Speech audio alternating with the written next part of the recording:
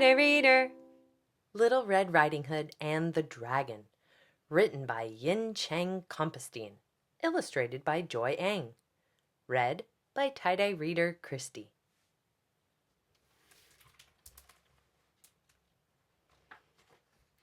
Little Red Riding Hood and the Dragon. By now you have probably heard the old folk tale about a girl in a red cape. She and her grandmother were gobbled up by a wolf, but were rescued by a woodsman. The truth is that the tale took place here in China. There wasn't a woodsman, and I, the gentle wolf, certainly was not the one who ate them. Here is the real story.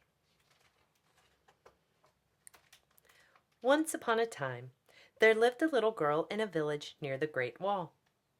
When her grandmother, Nai, sewed her a red silk hood for her kung fu performances, she loved it so much that she wore it everywhere.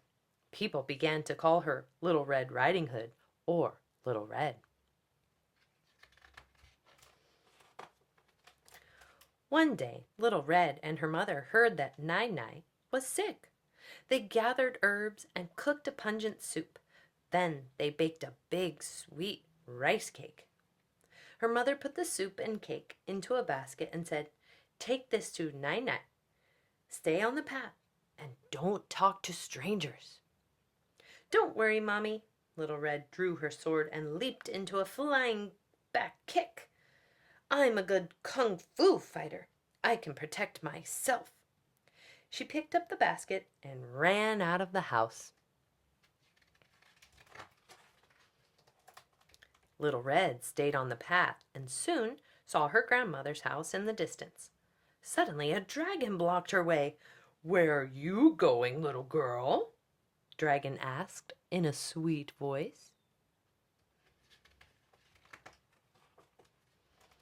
"To my grandmother's," she answered. "Where does she live?" "There."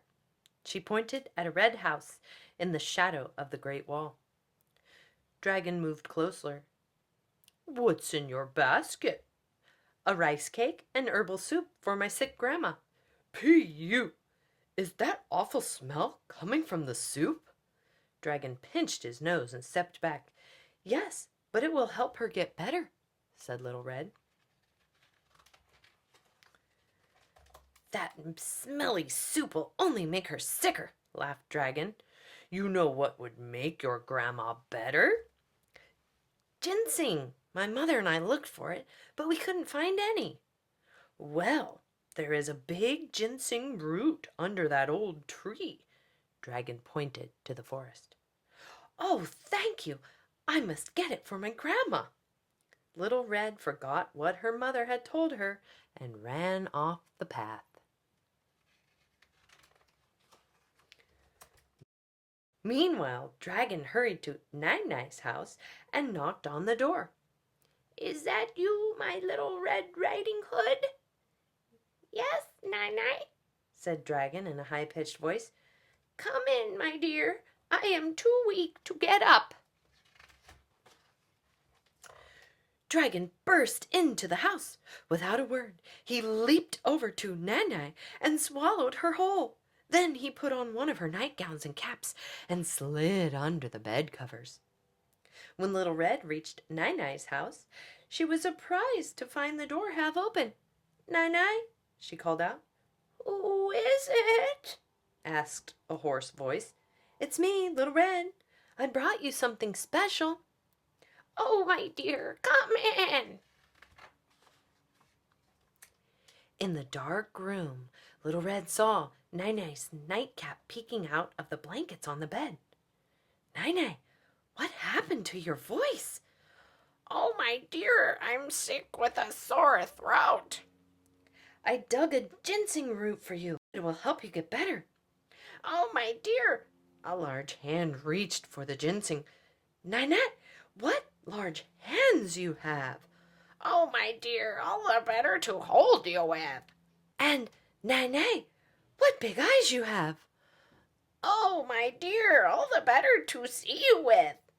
"And Nai, what big teeth you have!" Oh, my dear. All the better to eat you with! Dragon gobbled up Little Red and her basket and topped it off with the ginseng.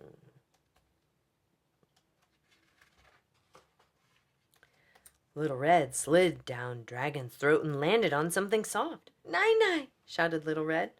Oh, no, he ate you too, cried Nai-Nai. "Don't cry, Nai-Nai." Little Red hugged her grandma. "Look at everything he has gobbled up." Little Red rummaged through the piles in Dragon's tummy. How will we get you out of here? sobbed Nai-Nai. "You rest, Nai-Nai. I have an idea." Little Red pulled a yo-yo from the heap, twirled it, and flung it. The yo-yo bounced off Dragon's stomach above her head. Dragon yelped, eyes wide open in surprise. Taking the ribbons in her hands, Little Red spun around, drawing circles in the air. The soft silk tickled Dragon's belly, making him quiver and gasp for breath. Little Red blew on a suona as hard as she could while Nai-Nai pounded on a drum. Dragon was so startled that he covered his ears and ran out of the house. And then Little Red did her very best kung fu moves, axe kicks, crescent kicks, and roundhouse kicks. Dragon roared in pain. Little Red splashed the herbal soup around. Dragon's tummy churned like a wild sea. He gagged and retched. Then up came the soup, along with the yo-yo, ribbons, musical instruments, Nai-Nai, and at last Little Red Riding Hood, sword in hand. Little Red jumped in front of Dragon and ordered, "Scram!"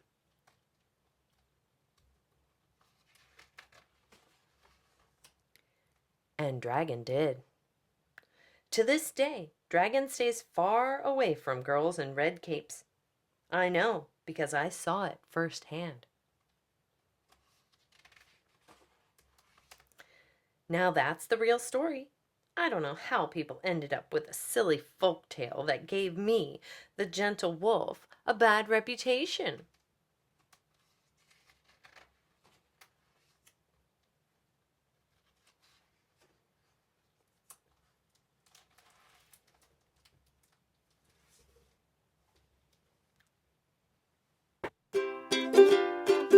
Tighter reader.